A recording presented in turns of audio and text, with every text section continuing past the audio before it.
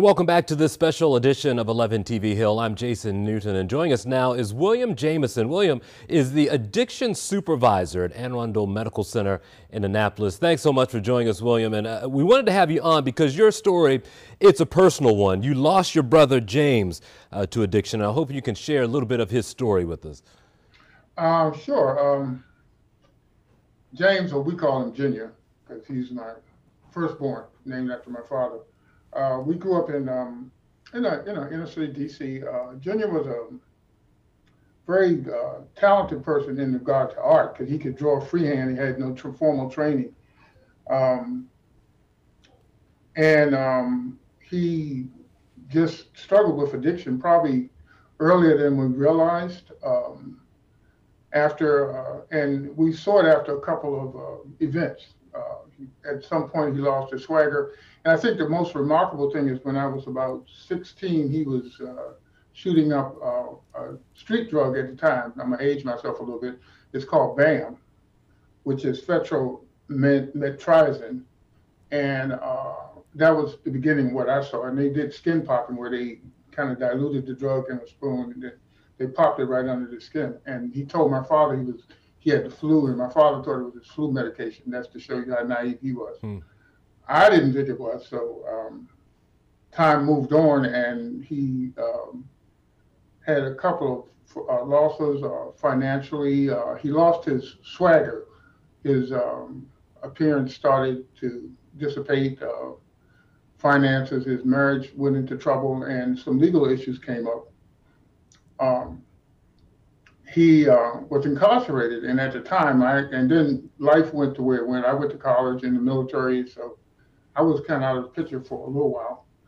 And when I came back, my mother had concerns because he was living at home, and she was saying his behavior was becoming so random, and things were missing and things like that. So after his incarceration, I got a job working with a federal prison transition program in Southeast Washington. It's called Hope Village.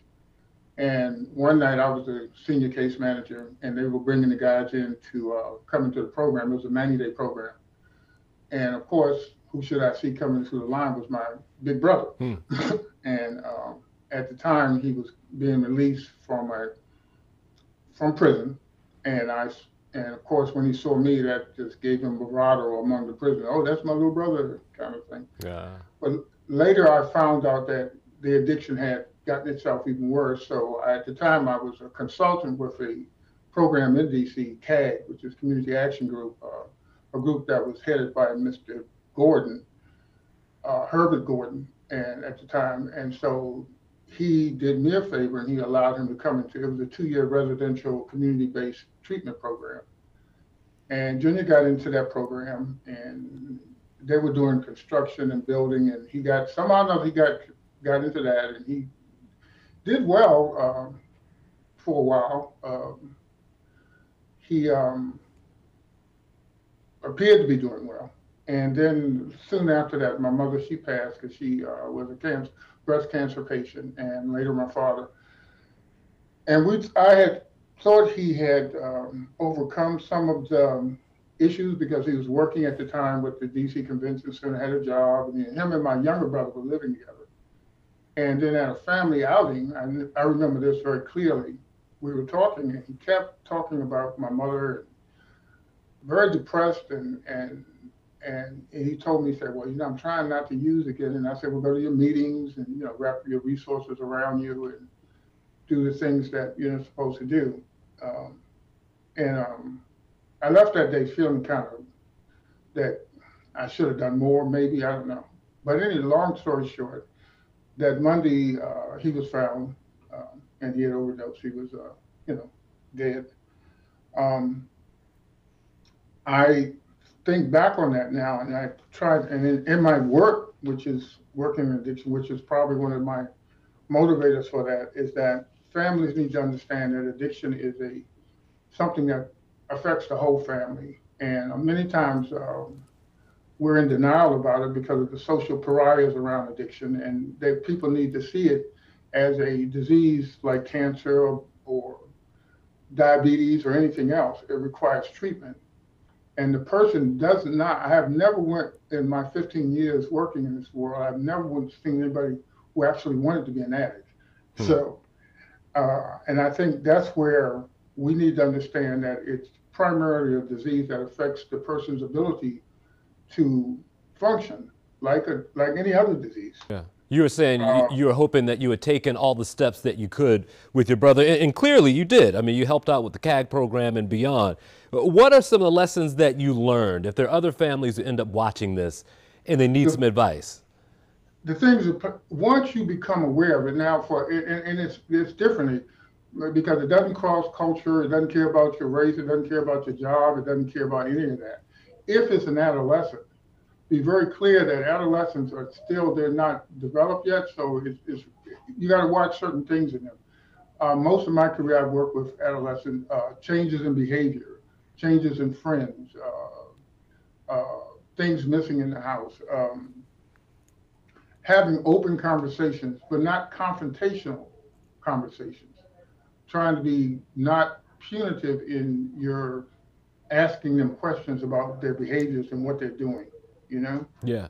The conversation itself is probably, once you get going, I'm sure that it sort of takes over, but starting it, I would imagine for someone, after you've seen the change in swagger, you've seen the events change in life, you see things missing, starting that first conversation got to be a tough one. That's the hardest one. And it was the hardest for me because my father, who was a military person, loved, raised 11 kids. My mother didn't work, great man, no question.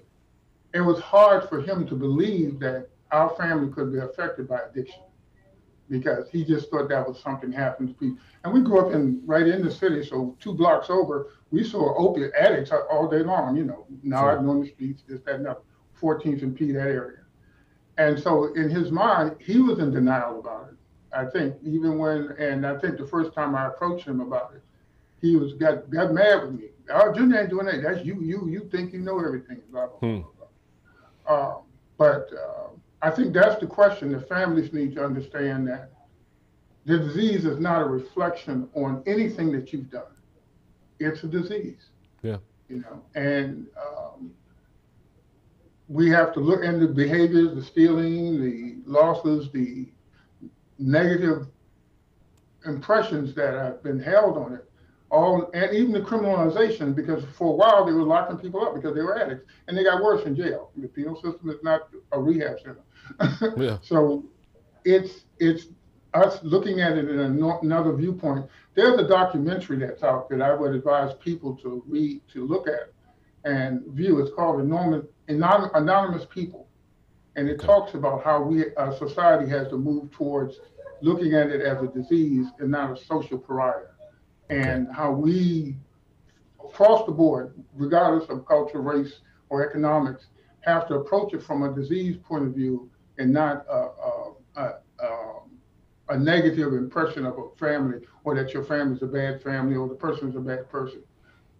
Of course, the behaviors that go along with an addictive person are kind of negative. Well, Mr. Jameson, I got to tell you, you helped somebody today, I'm sure, who saw this and might see a little bit of their family in yours. So thank you so much for your time. We appreciate it today and for sharing what is a very personal story, sir. Thank you. All right. Up next, talking to your kids and grandkids about the dangers of drug addiction. We'll help you navigate this tough subject when this special edition of 11 TV Hill returns.